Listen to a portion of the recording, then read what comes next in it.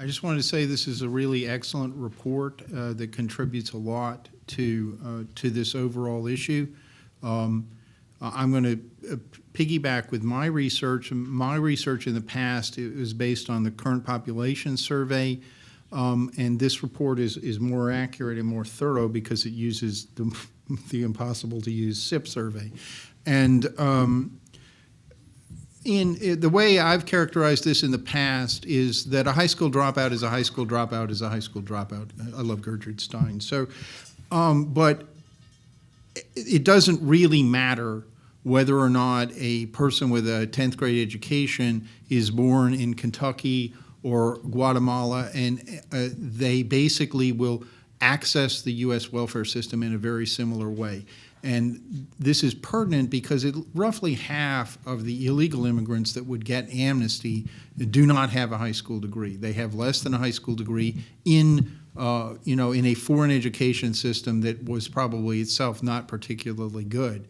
And so typically in the U.S., let's go overall, the means-tested welfare system, that is a system of over 80 different federal programs that provide cash, food, housing, and medical care for lower-income people.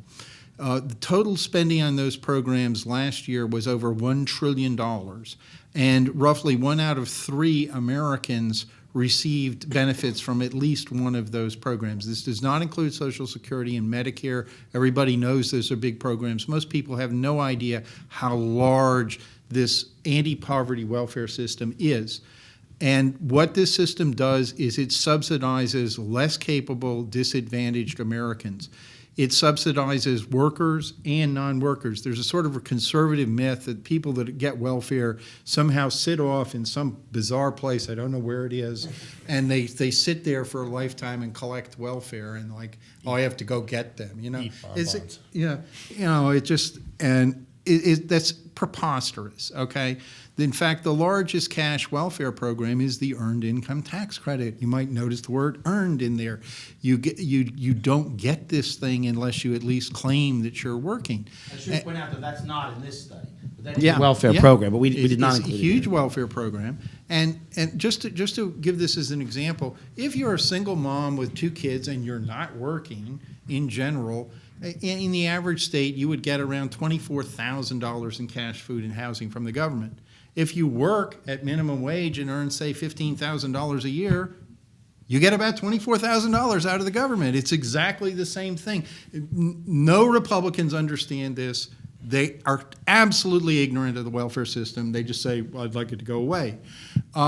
The reason for that is that as you start to work, indeed, food stamps go down. If you're getting temporary assistance to needy families, that will go down. But as those benefits are going down, the Earned Income Tax Credit and the Additional Child Tax Credit, which are cash handouts to the poor, go right up in proportion, which means that the average person can have a combined single mom can have a combined earnings plus welfare of $35,000 to $40,000 a year, and they're working, okay? People don't understand this. This is how you spend $1 trillion a year, okay? And it doesn't matter whether you, what matters for the most part in where all this $1 trillion a year goes is the education level and therefore the wage level of the worker. It doesn't matter whether you don't need to not work. The people who work and have low wages, we very much in the last 20 years after welfare reform have refocused the welfare system on subsidizing those families specifically, okay? And if you grant illegal immigrants legal status in every single bill that does that, within a few years, they grant every single one of them access to all 80 of these different programs, including Obamacare and so forth. It's extremely expensive. The typical family from a U.S.-born family where the head of the household does not have a high school degree receives $19,000 a year in means-tested welfare, okay? Altogether, if you take all their government benefits and the education for the kids and the cost of highways and police and things that they use, that type of family receives over $50,000 a year in government benefits and services. They pay around $10,000 a year in taxes, okay? And if you look at legal immigrants, it's exactly the same, or with Steve's research now, it's somewhat worse, for these low-skill legal immigrants that don't have a high school degree. 4 or 5 to 1 in benefits relative to taxes. What you're doing when you talk about amnesty is taking a population that's predominantly high school dropouts and effectively giving them access to the most expensive welfare system in the world, okay? People say, you know, we don't want to have a cradle-to-grave welfare state. We have a cradle-to-grave welfare state. Per capita social welfare spending in the U.S. is higher than in any other European country. It's an extraordinarily, or as high as those countries on average. We have a very large, expensive welfare state. If you bring in less skilled people, they cost money under that system. One of the things I always find very amusing is when you listen to politicians, they say they're all against amnesty, they're for earned citizenship. And earned citizenship means something extraordinary like, well, you pay a $1,000 fine. Okay, well, you're looking at this, the typical illegal immigrant, after you grant him earned citizenship, is going to be drawing down something like $16,000, $17,000 a year in means-tested welfare every single year. So the penalty for earned citizenship is less than 1 month of means-tested welfare receipt. Thank you for your fiscal responsibilities. You're just so good on the taxpayer.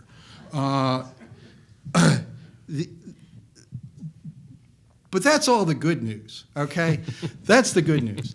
The reality is that when you look at this sort of individual, and these are not, again, there's no moral defect here. We have a system that's designed to support disadvantaged people. We give them a lot of things, and we don't tax them very much. And the fact of the matter is that we can barely afford to do that for people that are born in the United States. If you bring in large numbers of people legally or illegally of that sort, then that imposes enormous fiscal costs on the U.S. taxpayer that won't go away. But the bottom line is you could take and abolish all 80 means-tested welfare programs. Medicaid's gone, Obamacare is gone, food stamps is gone. You know, it's a libertarian dream world, okay? We're last, we're free. And all of that, it makes no difference whatsoever. You could, in fact, eliminate all means-tested welfare and all public education, too. That would be a good one. And this, the high school dropout, the person that does not have a high school degree, is still in fiscal deficit. They still do not pay enough in taxes to cover their normal routine services, police, fire, so forth, plus the cost of Social Security and Medicare, okay? So, great, you know, let's abolish, what the left, the libertarians like to say is, you know, the problem here isn't open borders, it's that we have this welfare state. I've always say, okay, please abolish the welfare state, give us a call when it's done, and then we'll talk, you know? But it doesn't even matter, okay, because the welfare that Steve has outlined here, it is extraordinarily costly. Even if you could completely restrict it, or you could get rid of it entirely, these households at this level, once you grant them legal status, still are profoundly in fiscal deficit. They will receive much more in government benefits than they pay in taxes. The bottom line is that we live in a massive redistributive state. We take roughly $1.5 trillion a year out of the top quarter of the population and transfer it to the bottom through a wide variety of programs, of which these means-tested welfare programs are just the most obvious, but there are other transfers as well. And we don't tax the bottom very much. They don't pay for themselves. I have no particular problem with that.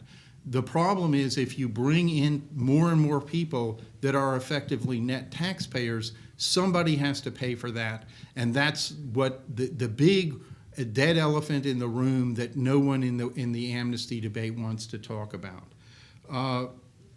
The bottom line is that a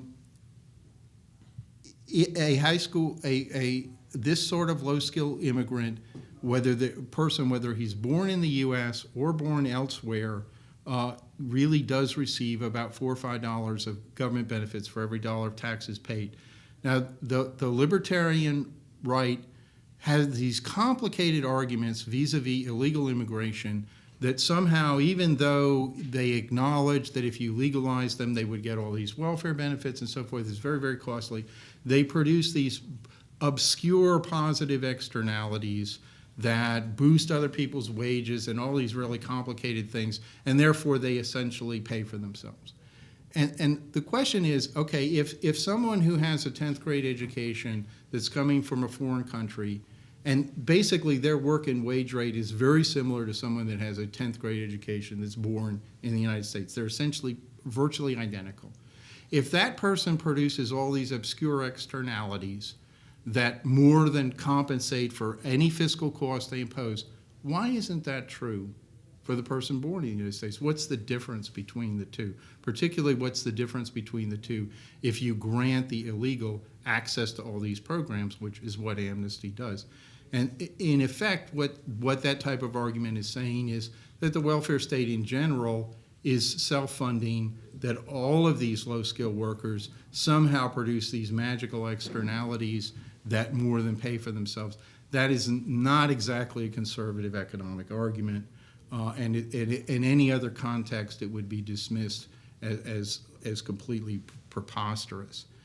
This is, again, an excellent study. It contributes to the debate. It adds to the debate.